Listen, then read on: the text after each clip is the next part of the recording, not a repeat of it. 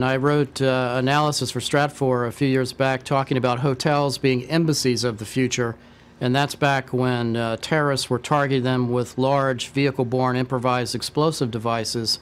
And as a result of that, hotels had to adjust, to your point, with enhanced security.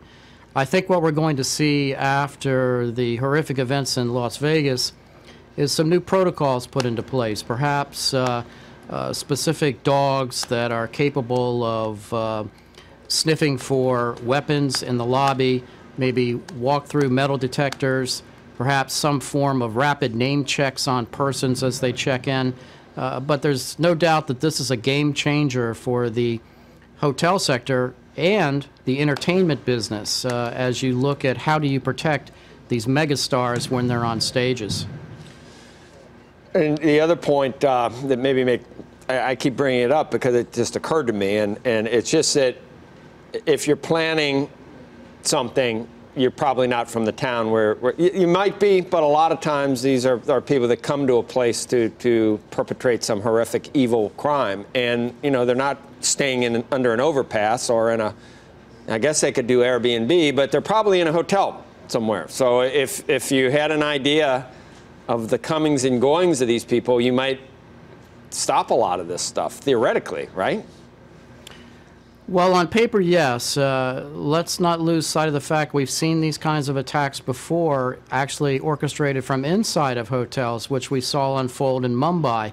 And I know from working a lot of protective details, specifically like in places like Vegas and New York City, once you rent that room, you have free reign of that hotel. You have the ability to do reconnaissance. You can watch, you can stare, you can linger, and nobody's harassing you. So it's a safe haven for people and guests conducting legitimate business, as we all know, but it also is a perfect kind of observation post for an individual that might have terrorist intentions or criminal intent. Then there's all the other things we always talk about: gun control, mental health issues, see something, say something, are the same things that we talk about over and over again. But then we always come back to a free society. There's an offset between privacy and a free society and security in a free society. Some people actually say that this is actuarially, there's no way to go to zero on events like this, but with all the soft targets.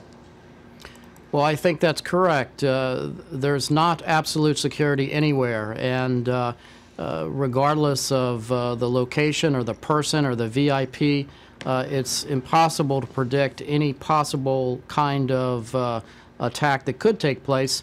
You can only mitigate those that you have intelligence on that's going to manifest itself and have adequate security resources in place to deal with it. The challenge with this kind of attack is the same phenomena that the Secret Service suffered when Lee Harvey Oswald shot JFK in Dealey Plaza. There was not a counter-sniper capacity at that time, and after that assassination, one was put into place. But if you think about just large hotels, like whether that be New York City or Las Vegas, overlooking locations, it's a daunting task, and this problem just might not be fixable. I mean, do you think that Americans are willing to give up something like, doctor-patient confidentiality or profiling, or I don't know? Are we willing to allow our personal lives to be more, looked at more closely by the government? Is that something that we'll say, okay, I'm willing to do that, if we can make some inroads on stopping these things?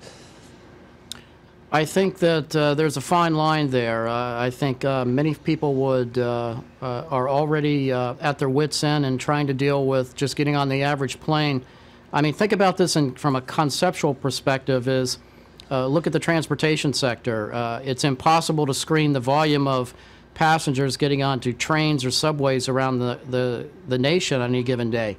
Cities like New York do a pretty good job of enhanced patrol and bomb dogs and so forth and surveillance technology.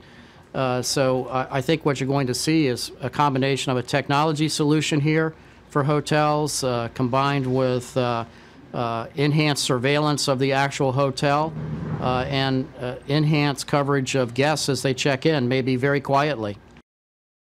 Hey there, thanks for checking out CNBC on YouTube. Be sure to subscribe to stay up to date on all of the day's biggest stories. You can also click on any of the videos around me to watch the latest from CNBC. Thanks for watching.